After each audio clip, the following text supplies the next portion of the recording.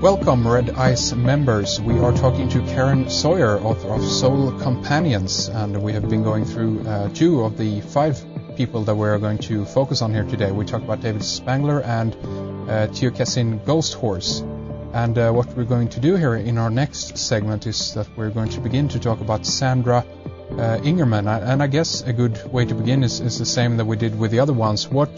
Maybe you can tell us at first a little bit about her background and what attracted you, so to speak, in her work, Karen. Well, I was introduced to Sandra Ingerman's work through my partner Vince, because he's quite into sort of shamanic things. He actually did an ayahuasca retreat in Peru, so he's always been kind of more on that level than me. And he had some books by Sandra, and I read those, and I found what she had to say quite fascinating. So she was someone that I always kind of knew I wanted to interview for the book. Well, what is her main kind of focus, and what is her work about, so to speak? Basically, it's very shamanic, very earth-based, and very grounded.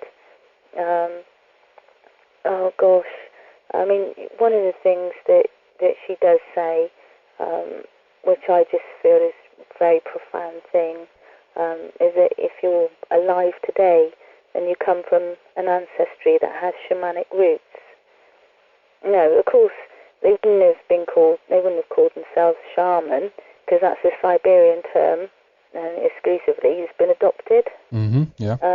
But yeah, you know, and I think that one point itself is very important for people to realise, that, you know, our indigenous ancestors, they interacted with many dimensions of existence, and they had a profound understanding of earth energies, that this planet is a living, sentient organism, and that they understood the interconnectedness and the symbiotic relationship that we share with everything.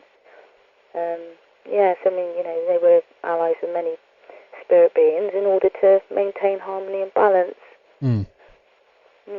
And, you know, near-death experiences seems to be almost across the board a very kind of common experience between many people who get involved in this kind of work. What do you think about all that? I mean, that's a fascinating area in itself, and I know that you write about that in under the heading of Sandra Ingerman, that she's had quite a few of those, as I understand it. Is that correct? Yes, she has. Yeah. I mean, that does seem to be, you know, like there's this saying, called by the spirits. One of the ways to be called by the spirits is to either have an illness or, you know, be struck by lightning or something like that, you know. And I think probably what that is to do with is it's almost like kind of like going to that, going right up to the, or right into other dimensions and seeing things, and your perception of things is forever changed then. So when you bring that back with you, you still hold the memory of that, and you know, you are going to perceive the world and have that link, if you like, that bridge between the two worlds, really. Do you think a key component to all of this as well might be that, I know these people have overcome their fear of death? Obviously, we don't know if many people have been clinically declared dead and then consequently brought back into life. But we don't consequently know, you know, what it really is to die in that sense, because these people have come back and be able to tell us about it, so to speak. But we're talking about the fear of death. To overcome that, do you think that's a huge part of moving into a more shamanistic or spiritual mindset, if you will? Yeah, well, definitely. You know, another guy that I interviewed for my book, Joel Kaplan, he actually died for, I think it was a whole 9 minutes, and he was the person who kind of like changed the whole procedure. For, you know, you get those defibrillators, whatever they're called, those machines that shock you. Yeah. and the procedure was only to shock someone for like, I don't know, 3 times or something like that, and it was completely changed with him because for some reason the person who was bringing him back just kept going. And usually, you know, they're worried about like brain damage and stuff like that, but he came too and he was absolutely perfectly fine. But since he's come back round, he's also developed this kind of, I don't know, I suppose sort of telepathic connection with people and energies, you know. And it's quite a fascinating character. So yeah, and like he says, he recently went to a conference which was kind of gathering together a whole bunch of people who'd had that death experience, and he says there's nothing like it to be able to talk to someone else who's been through that, because no one else understands. And I guess we don't, do we? I mean, no, obviously not. Have you ever had any of those kinds of experiences? No, I've never died. Well, probably have. Well, if you talk about reincarnation, well then it might be a case. Yes. Yeah. Yes. Oh, I've definitely been here before. You think so? Here. It's a great place. Okay. It's like going on holiday, isn't it? Okay. Well, it's like an amusement park some days. Let me tell you, it's up and down in the you know. Tell me about it. Yes. Yes. You also mentioned, of course, and I find this fascinating. She's been, and many other people have been too. They've been struck by lightning. Daniel Brinkley is another guy that I'm familiar with, that I know also had a similar experience of being struck by lightning.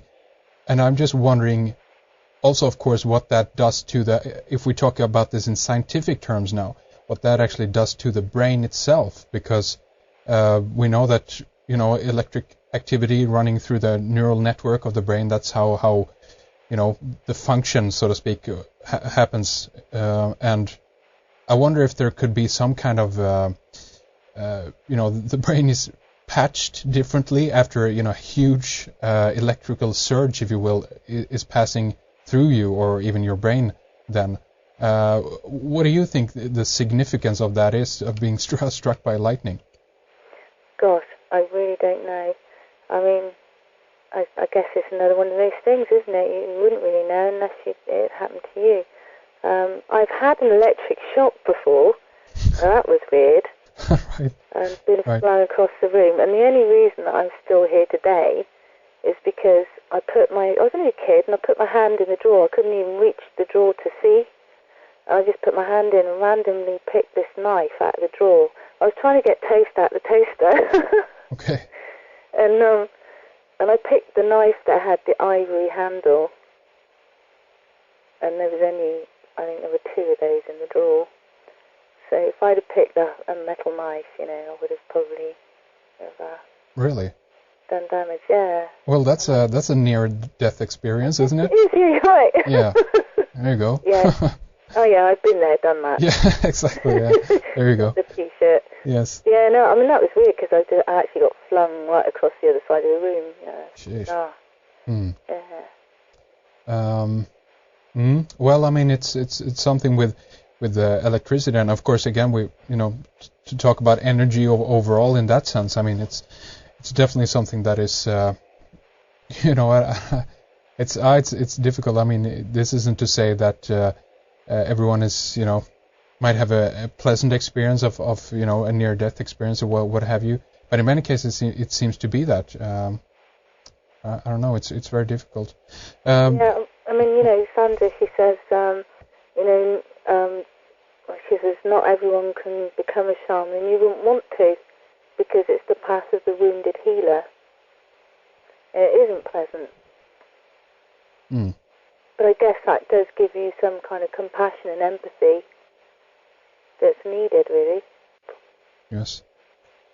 Okay, so let's see. What else can we say about Sandra and her work? I'll tell you what. A lovely thing she said was about spirit sharing through metaphor, and she'd had this. I think she'd had a message during a journey or a dream where she'd been told to go and garden. and she lived in this place with a real rocky kind of back garden, and it was impossible to do anything with it, but she kind of persevered, and she was gardening and for months, and she enjoyed it, but she's kind of wondering what it was all about, and then eventually it kind of hit her that they didn't mean literally go and garden. They meant, to plant seeds in life Mm-hmm. and watch them grow, So it's kind of like, it's very metaphorical, the way that the Spirit kind of gets things across to you. And, it's not really something that's understood, again, it's not something that's understood with the logical brain, is it? No. Metaphors and things like that, and symbols as well. They're all quite personal things. Yes.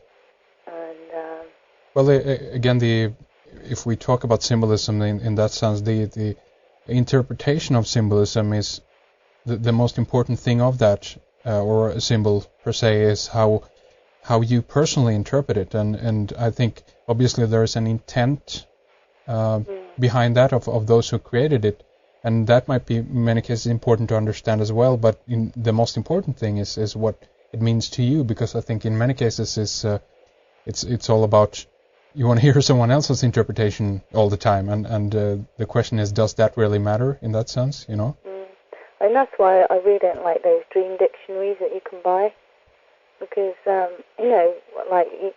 can you say monkey means this? Well, my sister, when we were kids, we went to the zoo and we were stood up next to the monkey cage, and my mum and dad were there watching, taking a photo of us two stood there smiling by this monkey cage, and this monkey put his hand through the bars and grabbed her hair. Yeah. So for my sister, what monkey means is going to be totally different. Yeah, right, of course. And this is the thing, it's a very unique thing, very individual thing. And the other thing is that you won't always understand what it means straight away. Like with Sandra, she'd had that sign, that symbol to go and garden, but there was a big amount of time before the light went on and she went, I know what it means. Sometimes the signs that appear for me, I know they're saying something, but I don't know what. It doesn't make sense straight away. Mm. When I was writing the book, this was weird. I was all alone in the house, and I sat there getting into doing my work, and I heard the sound of a bird up the chimney, and I knew that it was going to come down the chimney, but it was like I didn't want to kind of accept it. It was weird. And all of a sudden there's this sort of explosion, and this, well, not like, and this bird sort of comes out of the fireplace, and it's a big black bird, and it was actually a jackdaw, and I didn't know at the time because I didn't know it was, and then about 5 seconds later, a second jackdaw comes down the chimney, and there's these two jackdaws in the house. And it was really quite an amazing experience, but I was quite freaked out because I don't like flappy things. And right. My dog started barking, and I put him in the porch, and I grabbed my shawl. It was on the peg in the hallway, and I thought, well, I could flap with this. If I need to flap, I'm bigger than they are, Right. And one of these jackdaws, I opened the front door, and it flew off. And this other second jackdaw I kind of sat with for a bit and got over my fear of being around something flappy. But I still don't actually know really what that was saying. I know it was hugely significant thing. Mm-hmm. Yeah. But, maybe I won't know for another 20 odd years, I don't know. But it's like, if you can sit comfortably with the unknowable, then you're hand in hand with spirit, really, because it's not something that you can demand answers to straight away. Yes. We live in a society, in a world that